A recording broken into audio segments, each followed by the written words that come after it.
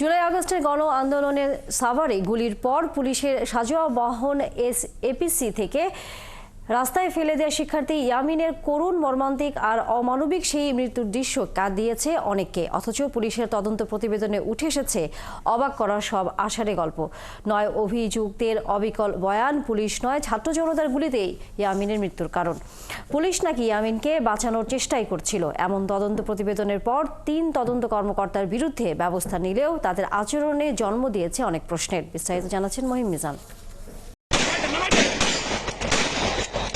গত 18 জুলাই বেলা 2:15 থেকে 2:20 মধ্যে বৈষম্য বিরোধী ছাত্র আন্দোলনের সময় শিক্ষার্থী আসহাবুল ইয়ামিন এপিসির উপরে ওঠার পরপরই তার বুকের বাম পাশে ছররা গুলি বিদ্ধ হয়ে এপিসির ছাদে লুটিয়ে পড়ে সে। তার পরনে ছিল নেভি ব্লু রঙের প্যান্ট ও খয়েরি রঙের জামা। ইয়ামিন গুলিবিদ্ধ হওয়ার পরপরই বন্ধ করে দেয়া হয় এপিসির উপরে প্রবেশপথের ঢাকনাটি।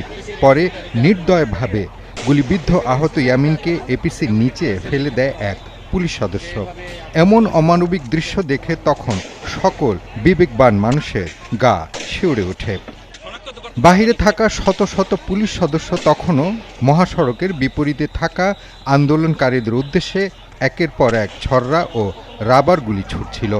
ফুটেজটি বিভিন্ন গণমাধ্যম সহ সামাজিক যোগাযোগ মাধ্যমে আসার পর তীব্র ক্ষোভের জন্ম দেয়। প্রশ্ন ওঠে, একজন আহত মানুষের সঙ্গে কি করে এমন আচরণ হতে পারে? যখন সে এপিসির উপরে উঠে যায় তখন দুজন পুলিশ এসে তাকে প্রথমে গুলি করে আহত করে। এরপরে এপিসির ভেতর থেকে উঠে আরেকটা পুলিশ বের হয়ে সরাসরি তার বুকে গুলি করে তাকে হত্যা করার চেষ্টা করে এবং গুরুতর আহত অবস্থায় এপিসির উপরে তাকে রেখেই অনেকক্ষণ ধরে আন্দোলনকারীদের আশেপাশে এই এপিসি নিয়ে ঘুরে বেড়ায় পুলিশ। ইয়ামিন হত্যার ঘটনা নিয়ে একটি তদন্ত কমিটি করা হয়। ঢাকা জেলার সহকারী পুলিশ সুপার এনায়েত হোসেন, সহকারী পুলিশ সুপার আব্দুল আল মামুন ও অতিরিক্ত পুলিশ সুপার নূর আলমের নেতৃত্বে ৩ সদস্যের তদন্ত দল ঘটনার সাথে সরাসরি বা পরোক্ষভাবে জড়িত ৯ পুলিশ সদস্যকে তারা জিজ্ঞাসাবাদ করে। জিজ্ঞাসাবাদ শেষে গত বছরের ৩১ আগস্ট পুলিশ সদর দপ্তরে তদন্ত প্রতিবেদন জমা দেয়। সবচেয়ে অবাক করার তথ্য দেয় তদন্তকারীরা। প্রতিবেদনে তারা উল্লেখ করে, আন্দোলনরত ছাত্র ইয়ামিন সেদিন পুলিশের গুলিতে নয় বরং এপিসিতে ওঠার পর বাহির থেকে ছাত্র জনতার ছোড়া গুলিতে প্রথমে আহত হয়। পরে পুলিশ সদস্যরাই তাকে হাসপাতালে পাঠানোর সহযোগিতা করলেও কর্তব্যরত চিকিৎসক পরবর্তীতে ইয়ামিনকে মৃত ঘোষণা করে। আরও অবাক করা বিষয়ে তদন্ত প্রতিবেদনের জবানবন্দিতে ৯ জনই ঠিক একই রকম কথা বলেছে, যেটা অনেকটা কপি পেস্টের মতো। প্রকৃত ঘটনা আড়াল করে পুলিশ সদস্যদের বাঁচিয়ে এমন প্রতিবেদন দাখিল করায় ক্ষোভ সৃষ্টি হয় পুলিশ সদর দপ্তরে।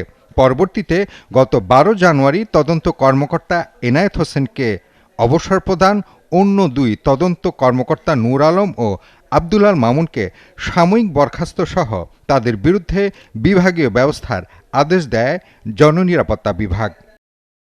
বিষয়টি নিয়ে সরাসরি কথা না বললেও পুলিশ সদর দপ্তর জানায়, প্রত্যেক ঘটনা তদন্ত যথাযথ না হলে সেটি পুনঃতদন্তের সুযোগ রয়েছে। আমি যদি বলি যে একেবারে ঊর্ধ্বতন কর্মকর্তারা কিন্তু নিয়মিতভাবে এই মামলাগুলো কিন্তু মনিটরিং করছেন, তদারকি করছেন।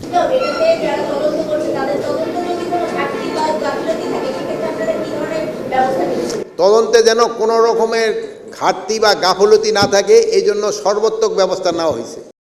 ঘটনার দিন প্রত্যক্ষদর্শীদের কাছ থেকে তথ্য না নিয়ে শুধুমাত্র পুলিশ সদস্যদের একপেশে তথ্য দিয়ে এমন একটা ঘটনা তদন্ত প্রতিবেদন পুলিশের বর্তমান কার্যকলাপের স্বচ্ছতা ও জবাবদিহিতা নিয়ে প্রশ্ন তোলার সুযোগ রয়েছে বলে মনে করেন সবাই। ৫ আগস্ট অভ্যুত্থানের পর এখনও কতিপয় পুলিশ সদস্যের এমন কার্যকলাপে বিস্ময় প্রকাশ করেছে স্বরাষ্ট্র মন্ত্রণালয়। মহিম মিজান, ৭১, ঢাকা।